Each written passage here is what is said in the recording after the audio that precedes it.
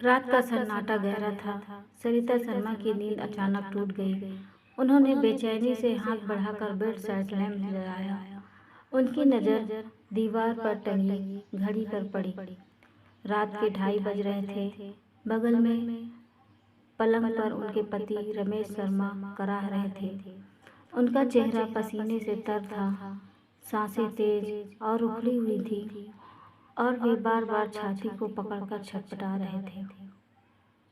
सरिता का दिल जोर से धड़का। वे घबरा कर उठी और बोली, रमेश क्या हुआ? बहुत तकलीफ हो रही है। रमेश ने जवाब देने की कोशिश की, लेकिन सिर्फ सिर हिलाकर हामी भरी। उनकी आंखों में दर्द और बेचैनी साफ दिख रही थी। सरिता ने तुरंत अपने पुराने दोस्त और फैमिली डॉक्टर अशोक मेहता को फ़ोन किया, जो उनके गांव में 4 घर छोड़कर रहते थे। अशोक ने फ़ोन उठाते ही सरिता की घबराई आवाज़ सुनी और बिना देर किए अपनी पत्नी राधा के साथ दौड़े आए। रमेश को देखते ही अशोक ने उनकी नब्ज टटोली और ऑक्सीजन सेचुरेशन मापा। रमेश की सांसें बहुत भारी थीं और ऑक्सीजन का स्तर खतरनाक रूप से कम था। अशोक ने राधा से कहा, जल्दी से पास के अस्पताल में एम्बुलेंस के लिए फ़ोन करो और हाँ, डॉक्टर संजय गुप्ता को भी सूचित कर दो। डॉक्टर संजय के पास अस्पताल के वरिष्ठ फेफड़ा विशेषज्ञ थे। अशोक स्वयं एक अनुभवी फिजिशियन थे और उसी अस्पताल में विजिटिंग डॉक्टर के रूप में काम करते थे। वे स्थिति की गंभीरता को समझ रहे थे, लेकिन सरिता को हिम्मत बांधते रहे। कुछ ही मिनटों में एम्बुलेंस आ गई। रमेश को सावधानी से स्ट्रेचर पर लिटाया गया और अस्पताल की ओर रवाना किया गया। सरिता, अशोक और राधा भी साथ थे। अस्पताल में पहले से ही सब कुछ तैयार था। रमेश को तुरंत आईसीयू में ले जाया गया, जहां डॉक्टर संजय और उनकी टीम के इलाज शुरू कर दिया। कुछ देर बाद डॉक्टर संजय बाहर आए और सरिता से बोले, रमेश जी की हालत गंभीर है। उन्हें फेफड़ों में गंभीर इन्फेक्शन है और ऑक्सीजन की कमी के कारण शरीर पर बहुत दबाव है। हमने उन्हें ऑक्सीजन सपोर्ट पर रखा है और एंटीबायोटिक्स शुरू कर दिए हैं। अगले 72 घंटे बहुत महत्वपूर्ण हैं। अगर इस दौरान उनकी हालत स्थिर हो जाती है तो उम्मीद है कि वे खतरे से बाहर आ जाएंगे, लेकिन आपको धैर्य रखना होगा। सरिता के पैरों तले जमीन खिसक गई। उनकी आंखों के आगे अंधेरा सा छा गया। अगर राधा ने उन्हें तुरंत थाम न लिया होता तो वे वहीं गिर पड़ती। अशोक जल्दी से पानी ले आए। थोड़ा पानी पीने के बाद सरिता ने खुद को संभाला। डॉक्टर संजय ने आगे कहा, आप अपने बच्चों को बुला लीजिए और अगर कोई और रिश्तेदार हैं तो उन्हें भी खबर कर दें। सरिता चुप थी। उन्होंने अपने पर्स से एक छोटी डायरी निकाली जिसमें ज़रूरी फ़ोन नंबर लिखे थे और उसे अशोक को थमा दिया। अशोक अस्पताल के गेट के पास बने पीसीओ की ओर बढ़े। राधा सरिता के पास बैठी उनकी पीठ पर धीरे धीरे हाथ फेरती रही, जैसे उन्हें सांत्वना दे रही हो। सरिता का मन भारी था। उन्हें कुछ सूझ नहीं रहा था कि क्या करें। बस मन ही मन प्रार्थना कर रही थी कि रमेश जल्दी ठीक हो जाए। अशोक ने सबसे पहले बड़े बेटे अजय को फ़ोन किया, जो लखनऊ में ट्रांसपोर्ट का व्यवसाय करता था। अजय ने खबर सुनकर गहरी सांस ली और बोला, अंकल, यहाँ भी बहुत परेशानी है। मेरी बेटी की बोर्ड परीक्षाएं चल रही हैं और छोटे बेटे का इलाज चल रहा है। लेकिन आप चिंता ना करें, मैं पहली फ्लाइट से निकलता हूँ। फिर अशोक ने छोटे बेटे राहुल को फ़ोन किया, जो सिंगापुर में एक मल्टीनेशनल कंपनी में काम करता था। राहुल की पत्नी अनीता ने फ़ोन उठाया और बताया, राहुल तो ऑफिस के काम से बाहर गए हैं, लेकिन उन्हें खबर कर देती हूँ। जैसे ही वे लौटेंगे हम निकल पड़ेंगे। अंत में अशोक ने बेटी प्रियंका को फ़ोन किया, जो केरल में अपने ससुराल में थी। प्रियंका की सास ने फ़ोन उठाया और थोड़ा नाराज़गी भरे लहजे में बोली, इतनी रात को फ़ोन, प्रियंका सो रही है। जब अशोक ने रमेश की हालत बताई तो उनकी आवाज़ नरम पड़ी। उन्होंने कहा, हमें बहुत दुख हुआ, लेकिन प्रियंका की तबीयत भी ठीक नहीं है। वह गर्भवती है। फिर भी हम कल सुबह तक उसे भेजने का इंतज़ाम कर देंगे। अशोक जब वापस लौटे तो देखा कि एक नर्स सरिता से बात कर रही थी। मैडम, अभी रमेश जी का इलाज चल रहा है। आप में से कोई भी आईसीयू में नहीं जा सकता। बेहतर होगा कि आप घर चले जाएं। ज़रूरत पड़ने पर हम फ़ोन करेंगे। अशोक ने भी इसका समर्थन किया। सरिता ने आईसीयू के शीशे से एक बार रमेश को देखा और फिर सब घर की ओर चल पड़े। घर पहुंचकर नौकरानी लक्ष्मी ने चाय बनाई।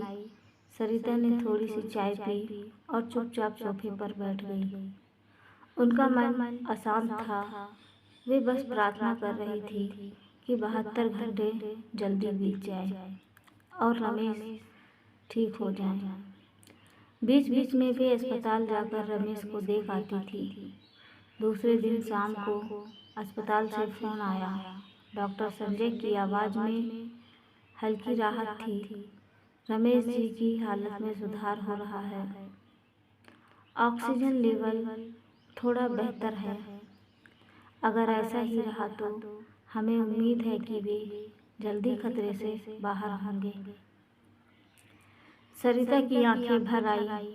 उन्होंने मन ही मन ईश्वर का शुक्रिया अदा किया। चौथे दिन रमेश को आईसीयू से स्पेशल केयर यूनिट में शिफ्ट कर दिया गया। अब उनकी हालत इतनी स्थिर थी कि शाम को विजिटिंग आवर्स में परिजनों को मिलने की इजाज़त दी गई। हालांकि बात करने की मनाही थी। छठे दिन तक तीनों बच्चे अजय, राहुल और प्रियंका अस्पताल पहुंच गए। शाम को जब वे रमेश से मिलने गए तो डॉक्टर संजय रमेश का चेकअप कर रहे थे। सरिता भी वहां थी। डॉक्टर ने बच्चों के आने की खबर सुनी तो नर्स को बेड का सिरहाना थोड़ा ऊंचा करने को कहा। सरिता ने रमेश के बाल संवारे, जिससे वे तरोताज़ा लगने लगे। बच्चे अब अंदर आए तो उनकी आंखों में खुशी की जगह हैरानी थी। अजय ने कहा, पापा, आप तो हमें डरा ही दिए थे। अंकल का फ़ोन आया तो हम घबरा गए, लेकिन आपको इस हालत में देखकर बहुत राहत मिली। लेकिन रमेश और सरिता दोनों समझ गए कि बच्चों की आंखें उनके शब्दों से मेल नहीं खा रही थीं। उनकी नज़रें कह रही थी, आप तो ठीक हैं, फिर मम्मी ने हमें क्यों बुलाया? रमेश ने हल्के से मुस्कुराकर हाथ हिलाया। तभी नर्स ने कहा, कृपया बाहर चले जाएं, मुझे इंजेक्शन देना है। एक एक करके मिल लीजिए, लेकिन ज़्यादा बात ना करें। सरिता को छोड़कर बच्चे बाहर आ गए और गलियारों की बेंच पर बैठ गए। रीना, अजय की पत्नी, ने तीखे लहजे में कहा, यहाँ तो सब ठीक है, हम तो कुछ और सोचकर आए थे। राहुल ने भी अपनी भड़ास निकाली। मैं तो रास्ते भर यही सोच रहा था कि अगर पापा को कुछ हो गया तो मम्मी का क्या होगा। हमारे छोटे से फ्लैट में उनका गुजारा कैसे होगा। अजय ने कहा, मेरे घर में भी जगह नहीं है। पिछली बार जब मम्मी पापा आए थे तो मम्मी को कितनी परेशानी हुई थी। सबकी नज़र प्रियंका पर गई। उसने भी साफ मना कर दिया, मेरी मत सोचो, मैं खुद ससुराल में मुश्किल से दिन काट रही हूँ। मम्मी की जिम्मेदारी मैं नहीं ले सकती। तभी सरिता को आते देख सब चुप हो गए। सरिता के आंसू छलक पड़े। वे अजय के कंधे पर सिर रखकर रोने लगी। अजय ने कहा, मम्मी आप रोइए मत, पापा तो ठीक हैं। फिर उसने कहा, मम्मी आप घर जाइए, मैं आज रात पापा के साथ रुकता हूँ। सरिता सहमत हो गई और घर चली गई। घर पहुंचकर सरिता बच्चों से बड़े स्नेह से मिली। खाना खाने के बाद सब सोने चले गए। सरिता को बच्चों के आने से थोड़ी राहत मिली थी, लेकिन रात को प्यास लगने पर जब वे पानी लेने रसोई की ओर गई तो बच्चों के कमरे से रोशनी और बातचीत की आवाज़ सुनाई दे। प्रियंका कह रही थी, भैया अब क्या होगा। रीना बोली, हम तो मम्मी के लिए चिंतित थे कि पापा को कुछ हो गया तो वे अकेले कैसे रहेंगी, लेकिन अब तो दोनों का इंतजाम करना होगा। राहुल ने कहा, विजय भैया ठीक कह रहे थे, पापा को वसीयत लिख देनी चाहिए। घर बेचकर पैसा बांट ले, मम्मी पापा का इंतजाम किसी वृद्ध आश्रम में कर देंगे, खर्च हम मिलकर उठा लेंगे। सरिता के पैर ठिठक गए। उनके गले में जैसे कांटे उग आए हैं। वे सोचने लगी, ये वही बच्चे हैं जिनके लिए हमने अपनी ज़िंदगी कुर्बान कर दी। क्या इसी दिन के लिए संतान पैदा की थी। वे चुपके से अपने कमरे में लौट आई। रात भर उनका मन रमेश की ओर गया। उन्हें डर था कि अगर अजय ने रमेश से ऐसी बात की होगी तो उन पर क्या बीती होगी। सुबह सरिता नहाकर पूजा करने बैठी, लेकिन मन नहीं लगा। वे अस्पताल की ओर चल पड़ी। वहाँ अजय सो रहा था और रमेश उदास आंखों से छत ताक रहे थे। सरिता ने धीरे से उनका हाथ छुआ। रमेश चौंक पड़े। क्या हुआ इतनी सुबह। सरिता समझ गई कि रात में अजय ने कुछ कहा होगा। सरिता ने चाय लाकर रमेश को दी। दोनों चुपचाप चाय पी रहे थे। अजय उठा और बोला, मम्मी मैं घर जाकर फ्रेश होता हूँ। रमेश ने कहा, अजय तुमने मेरी आंखें खोल दी। मैंने कभी घर बेचने का नहीं सोचा। आज अशोक अंकल से कहो वकील को लेकर आए, मैं वसीयत लिखवाना चाहता हूँ। शाम को जब बच्चे आए तो रमेश बेड पर बैठे थे। अशोक, राधा और वकील साहब भी मौजूद थे।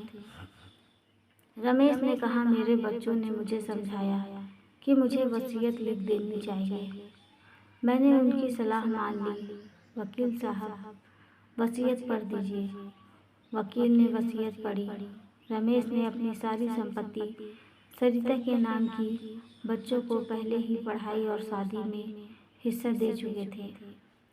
घर को वृद्ध आश्रम में बदलने का फैसला किया ताकि उन बुजुर्गों को आश्रय मिल सके जिनके बच्चे उनकी जिम्मेदारी नहीं लेते। बच्चों के चेहरे लटक गए। वे बिना कुछ बोले बाहर निकल गए। सरिता और रमेश एक दूसरे का हाथ थाम चुप रहे।